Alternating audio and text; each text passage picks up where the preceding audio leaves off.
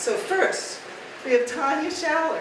She has served as the CEO at Opportunities for Otsego, Otsego and Oneonta since July of 2024. She was the CFO for the agency from 2013 to 24 and was its Head Start Director from 2010 to 2013. You might also recognize her because she also served as publisher of the Oneonta area newspaper, the Daily Star. Let's see, she's currently a Board of Education member in Worcester, a board member of the New York State Community Action Association, and sits on many community action committees at the national and state levels.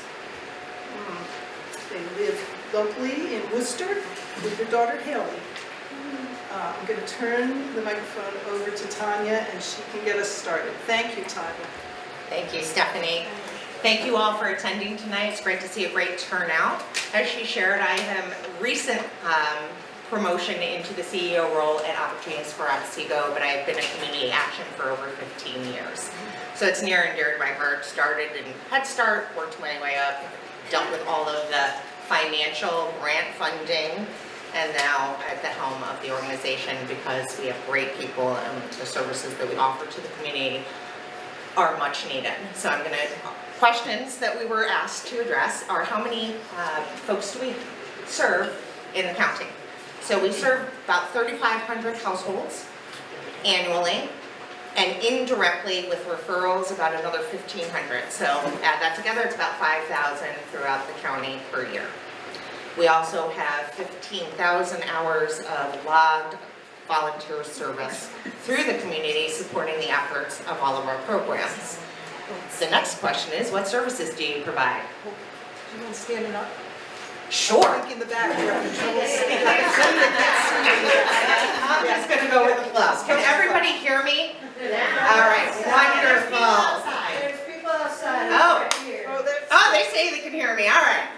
So the services that we provide at Opportunities for Otsego. First, we have WIC, which is Women, Infants, for nutritional services for young families through the age of 5. Building Healthy Families is another program. That's to stomp out child abuse. So it starts with young parents from prenatal up to the age of 5 as well. To be eligible, it's a 3-month window. That is a volunteer service. It is not an eligibility service. Make sense? Because many of our programs have federal poverty guideline eligibility requirements. The next and biggest program that we run is Head Start. We have 11 centers throughout the county. We serve over approximately 300 families with early Head Start and Head Start in center-based operations as well as home-based operations where we're going into the home to provide those services to eliminate the transportation barriers.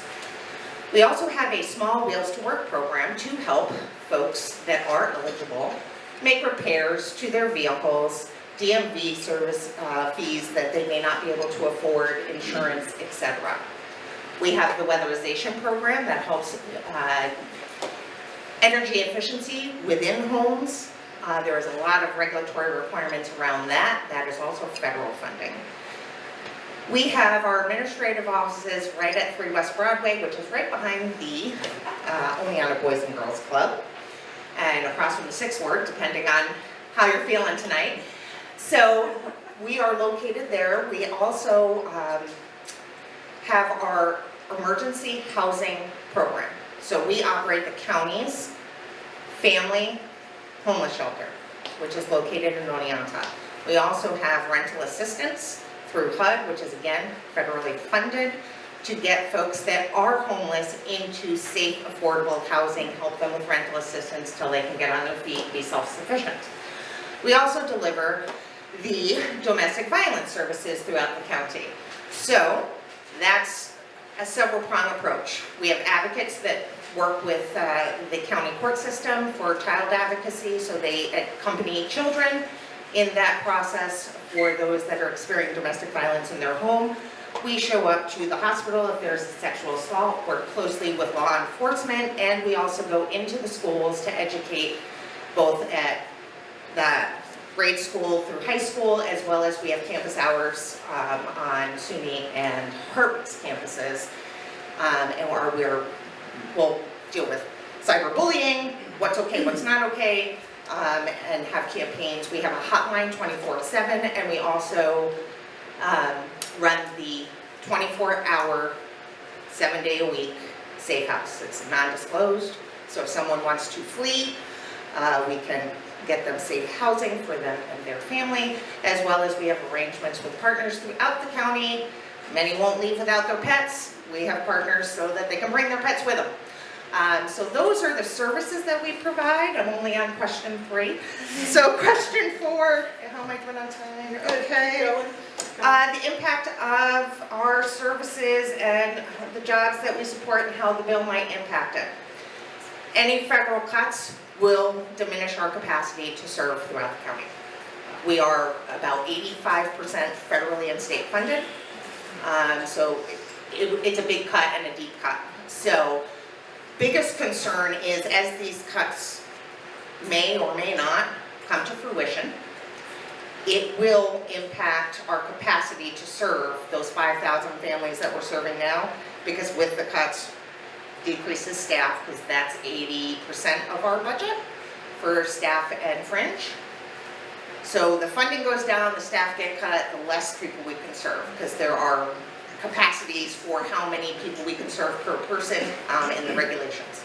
So we also foresee a need that is going to grow with not additional funding behind it. It's food insecurities, rental assistance, utility support. We're feeling that now. Cuts will make that deeper, and a deeper need for our families, our partners, our neighbors, elderly, young families, you name it. And the broader effect that I think anticipating in the community is, on a positive note, the community itself is coming together and helping their neighbors. The executive directors of all the nonprofits are coming together and having discussions, so we're not duplicating services, so we can make those dollars stretch and meet the needs that are being demonstrated. We just did our 3-year community needs assessment that gives us all the data and input throughout Otsego County to demonstrate where are the highest needs. Used to be daycare slots. That's not so much anymore. Now it's food insecurity and aging population and services for that group versus the young group. So I also think that the cuts will show a greater need, limit capacity, and now there is certain eligibility that's automatic with SNAP benefits and Medicaid. Those that may lose those benefits long-term will now come out of automatic eligibility for other services such as Head Start, WIC, etc. So that will, in essence, take their eligibility out of the other supports. So they're getting a double-edged cut. So that's where I feel that would go if those cuts go into place. And that is, I think, the end of my time. So.